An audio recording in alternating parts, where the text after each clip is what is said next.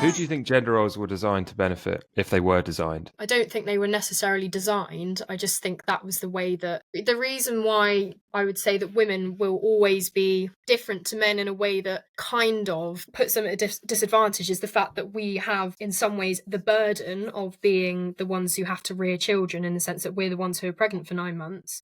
But that's just life. Like, we can't move. Like, it's a ridiculous idea that the only way to be truly free is that, like, Andrea Dworkin would say, that unless women were able to have babies through test tubes, we'll never be equal to men, in the sense that our lives will never be as independent as theirs. But that is just life, that women are the ones who get pregnant. But so in that sense, I think that's why gender roles existed, in the sense that women just had to, because that's biology. And in many ways that does benefit men. So in the sense that they have a more independent life. Benefits some men. 60% of men that ever existed never reproduced because they weren't selected. No, the point I was making is I think gender roles were... The people that benefited from gender roles were children. Mm. Because when you look at children nowadays, and I know firsthand, they're really, really struggling. And people will say it's technology, it's... No. It's because they don't spend enough time with their parents anymore, and they're emotionally dysregulated. I spoke to someone on the podcast who wrote a book which she received a lot of uproar from, obviously, given the context and the content, and it was called Why Mothers Should Prioritize Childhood in the First 3 Years of Life. And she basically said, I think it's some ridiculous stat. Children need help with emotional regulation every 20 seconds when they're under a certain age. And if you stick your child into childcare when they're 6 months old, 3 months old, 10 months old, they're not going to get that. And I think that is why I think that's why our generation is struggling with mental health issues as well so much, to some degree, because I had awful mental health issues growing up, which is why I started the podcast. This is what the podcast is about. It's about mental health. It's not really about... I've stayed away from the sort of political side of things, but I think this is important because it's linked. And I mean, everyone's struggling more, but that is one thing. The rates of women taking SSRIs, I mean, women are so much more unhappy now than they were back in the 60s and 50s. So much more unhappy. How do you explain that?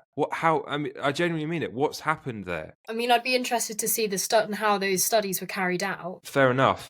I'm not aware of studies. I've consumed it repeatedly, so it's just, I don't know specifics, but it's just sort of subsumed into my understanding. But I think it's something like 1 in 4, maybe even more, women take SSRIs now, which is just ridiculous.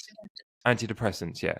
I think that's a lot of that maybe is reflective of the fact that we have a strange focus on medicalising mental health problems rather than therapy, and that the NHS needs to, I would say, put their focus into mental health services more so than just handing out antidepressants like sweets. It's a quick fix, but like I said, I'd be interested to know what that study is. I mean, I don't think many people were taking antidepressants. I imagine were not as widely available in the 50s and the 60s as they are now. No, but also there's 2 stress response that as humans we display. We'll stop in a minute, but I just think this is really interesting because you're someone that I'd like to talk to about this sort of stuff.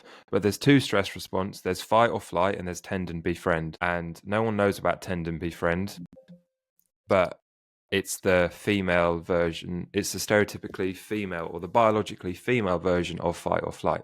And it means tend to infants and befriend people around you in your community. And I think maybe one of the reasons why women are struggling so much is because they're not tending and befriending as much as they were maybe in the 50s and 60s, because they're not having children, and maybe their social circles are more dysfunctional than they were back then, which would be in keeping with what you've been speaking about. But anyway, a lot of this won't go in, but it was just a good little chat. Connie Shaw, thank you very much for speaking with me. I hope I haven't annoyed you too much. You haven't annoyed me. I've really enjoyed it. It's an interesting discussion.